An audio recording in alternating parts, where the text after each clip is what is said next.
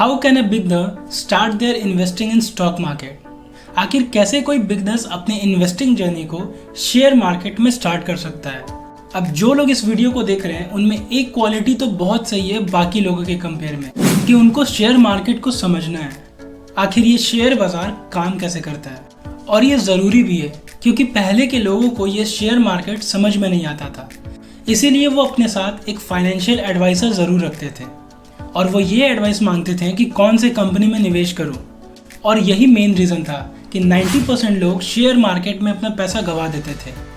ये बहुत ज़रूरी है कि आप किसी भी कंपनी का शेयर्स खरीद रहे हो तो उस कंपनी का फ्यूचर पोटेंशियल कैसा है, क्योंकि ये ज़रूरी नहीं है कि कोई कंपनी पिछले 5 साल में 500% का रिटर्न दिया है तो अगले 5 साल में भी ये इतना ही % का रिटर्न दे। ये बात ध्यान में रखना बहुत ज़रूरी है। इस वीडियो में मैं मेनली 3 क्वेश्चंस के बारे में डिस्कस करूंगा जो हर एक बिगनर्स के माइंड में ज़रूर आता है। पहला, how much returns can I expect from market? हमें कितना रिटर्न्स एक्सपेक्ट करना चाहिए। दूसरा, how much should I start with? अगर मैं स्टूडेंट हूँ तो हमें कितना से स्टार्ट करना चाहिए शेयर मार्केट में। और तीसरा, अगर शेयर मार्केट इतना ही अच्छा है तो इसका इतना ख़राब नाम क्यों है? Why share market has a bad name? इन तीनों क्वेश्चन को इस वीडियो में डिस्कस करते हैं। सबसे पहला क्वेश्चन, इस शेयर मार्केट से हमें कितना रिटर्न्स एक्सपेक्ट करनी चाहिए?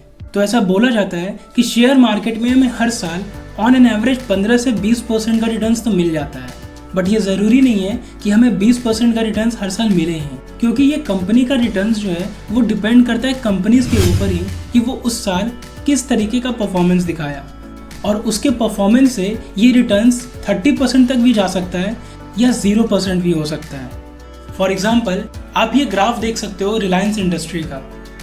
2009 में इसका एक शेयर का प्राइस 500 के अप्रॉक्स था और 2017 तक इसका शेयर का प्राइस सेम रहा, यानी 8 सालों में 0% का रिटर्न्स। बट 2017 से 2022 तक इसने 200% से भी ज़्यादा का रिटर्न्स दिया। इसीलिए बोला जाता है आप अपने पोर्टफोलियो को जितना डाइवर्सिफाई कर सकते हो उतना ज़्यादा सही है। यानी आपके पोर्टफोलियो में मिनिमम 8 से 10 कंपनी होना ज़रूरी है, क्योंकि अगर किसी एक कंपनी ने एक साल में 0% का भी रिटर्न्स दिया, बाकी बचे हुए कंपनीज के रिटर्न से आपके इन्वेस्ट किए हुए पैसे का वैल्यू इंक्रीज हो सकता है। अब आता है बहुत इंटरेस्टिंग सवाल, how much should I start with? मेरे अकॉर्डिंग ये मैटर नहीं करता है कि आप कितना इन्वेस्ट कर रहे हो, बल्कि ये मैटर करता है कि आप कौन से कंपनीज में निवेश कर रहे हो। क्योंकि अगर आपका स्टॉक पिकिंग सही रहा तो आप कितना भी इन्वेस्ट करो आपका पैसा ज़रूर ग्रो करे। बट अगर कोई स्टूडेंट है और उसे ये समझ में नहीं आ रहा है कि हमें कितना इन्वेस्ट करना चाहिए, तो मुझे ऐसा लगता है मैक्सिमम स्टूडेंट के पास 1000 रुपये तो ज़रूर होता होगा। वो मंथली 1000 रुपीज़ से स्टार्ट कर सकते हैं अपने इन्वेस्टिंग जर्नी को।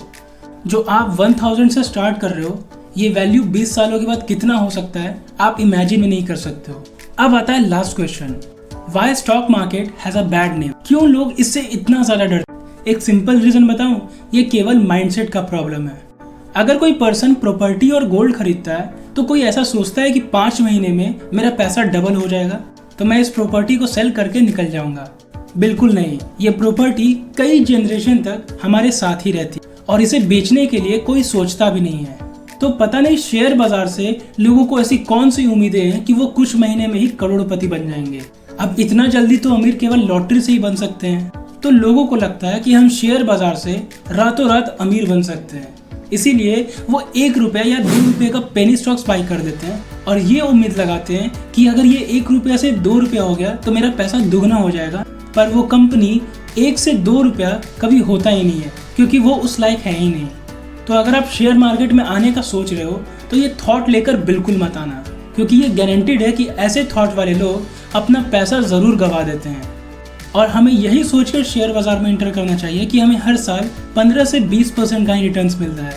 और इस शेयर मार्केट में एंटर करने के लिए आपको खुद का डीमैट अकाउंट होना ज़रूरी है। तो अगर आपके पास डीमैट अकाउंट नहीं है तो मैं पर्सनली ग्रो एप्लीकेशन यूज़ करता हूँ। डिस्क्रिप्शन में डीमैट अकाउंट का लिंक दिया हुआ है, आप जाकर फ्री ऑफ कॉस्ट ओपन करा सकते हैं, जहाँ पर 0 ब्रोकरेज चार्ज लगता है। और शेयर मार्केट को अच्छे से समझने के लिए इस चैनल को ज़रूर सब्सक्राइब कर देना।